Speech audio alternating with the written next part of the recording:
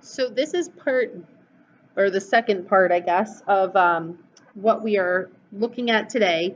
We've already looked at x and y intercepts. So we looked at this page, x and y intercepts. You should have completed the 0 to 5 x and y intercepts. Now we're on to this page reviewing polynomial division. I'm not sure if last year this got skipped in Algebra 2.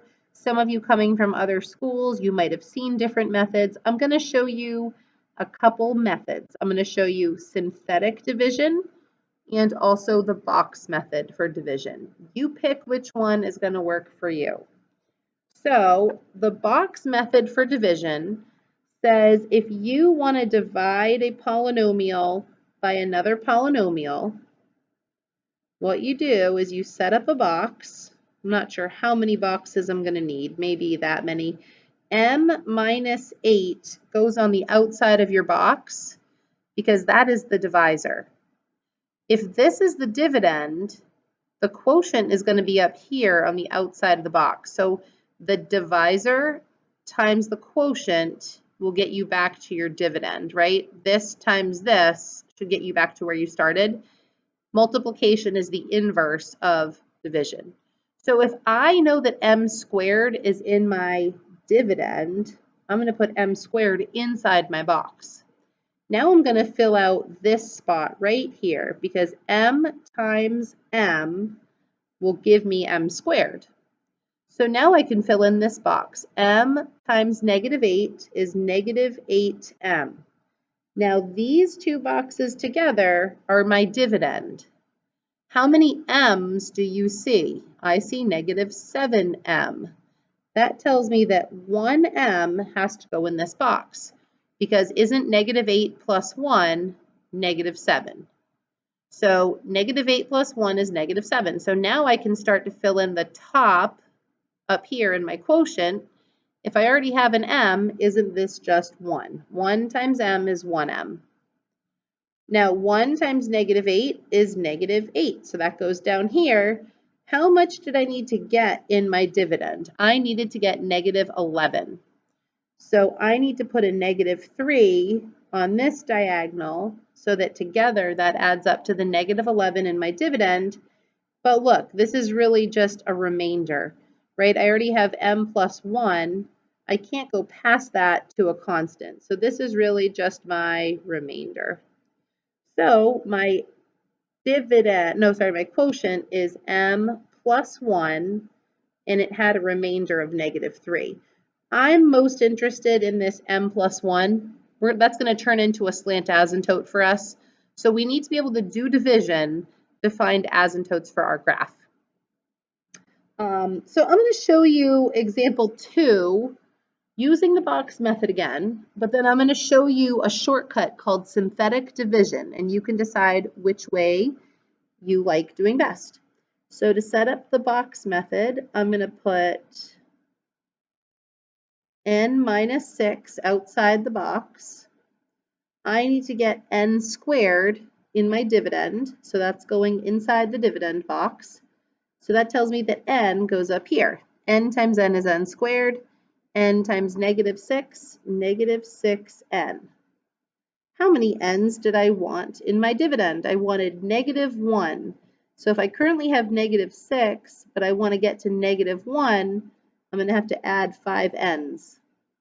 So these two together add up to negative n. So the 5 times n is 5n, 5 times negative 6 is negative 30. So if my dividend is negative 29, I just have a remainder of positive 1, right? That's my remainder. So n plus 5 with a remainder of 1 is my solution. I want to show you this using a shortcut called synthetic division.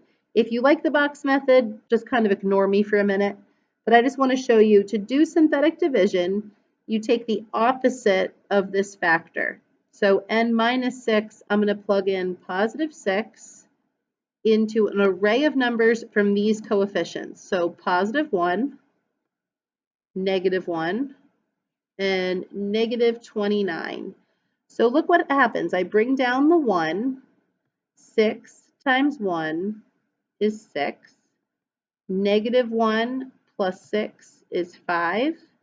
So you multiply on the outside, add on the inside. So 6 times 1 is 6, add, you get 5. 6 times 5 is 30, add, you get positive 1. Can you see my answer down here? That's my remainder, my constant, and my x term. X plus 5 with a remainder of 1. Or x or n, right? The variable was n, I guess, in the original problem. All right, so let's do 3 and 4. If you need some more help, just follow along together. If you want to pause the video and try them yourself first and then check, even better. I'll do them using box and synthetic so you really get a look at that. So for my box method, n plus 5 goes on the outside of the box. N squared goes inside the box. N times n is n squared. N times 5 is 5n. I need to get to 10n, so I need to add 5 more n. 5 goes up here. 5 times n is 5n.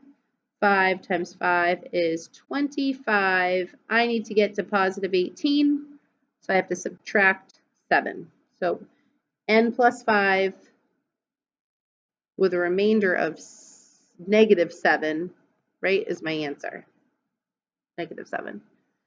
Doing this with synthetic, I'm plugging in the opposite of my factor. So negative 5 gets plugged in to 1, 10, and 18. 1, 10, and 18.